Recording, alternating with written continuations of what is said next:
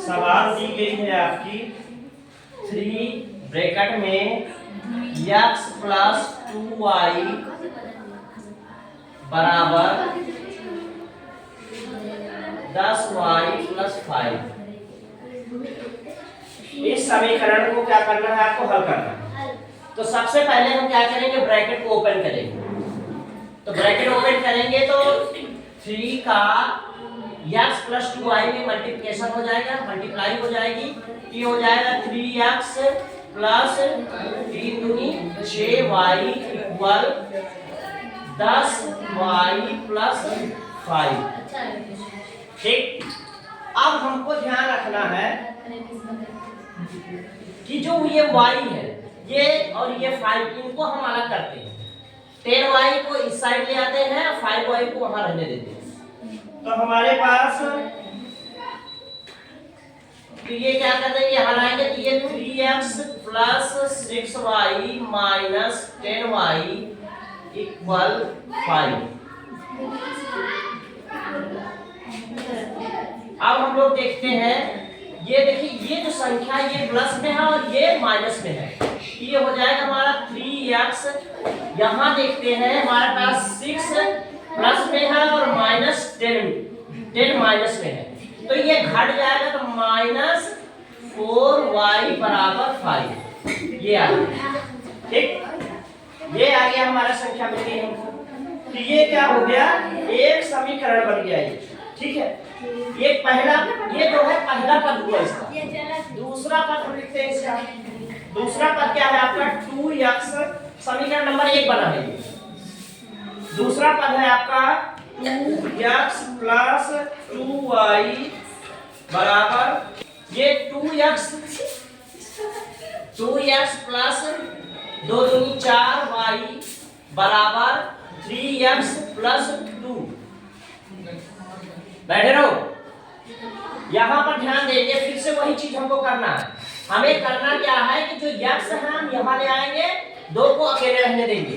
तो ये हम लाते हैं तो 2x, क्योंकि ये प्लस है तो हम जब हम बराबर को क्रॉस करवाएंगे तो ये माइनस हो जाएगा, तो माइनस 3x हो जाएगा प्लस 4y बराबर 2। अब यहाँ जब हम घटाते हैं तो ये माइनस x प्लस 4y बराबर 2। समीकरण नंबर 2 बन गया। अब हम देखेंगे कि हमारे पास 2 समीकरण मिल गए। एक ये 3x माइनस 4y बराबर 5, दूसरा समीकरण मिला हमें माइनस x प्लस 4y बराबर 2। अब हम दोनों समीकरण को क्या करेंगे, बराबर करेंगे। तो बराबर करने के लिए किसी एक पद को हम ले लेंगे, चाहे हम x बराबर कर ले चाहे y बराबर कर लेंगे। तो चूंकि हमारे पास y ऑलरेडी बराबर है, यहाँ 4y है और यहाँ 4y है, तो हम क्या करेंगे, यहाँ लिख देंगे समीकरण 1 तथा 2 को जोड़ने पर।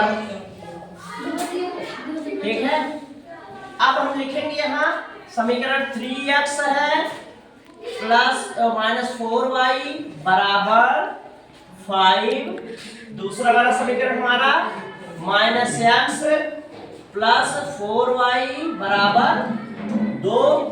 चूंकि हमने जोड़ने की बात की है तो यहाँ चिन्ह में कोई परिवर्तन नहीं होना है, तो जैसे है वैसे रहेगा। ये कट जाएगा।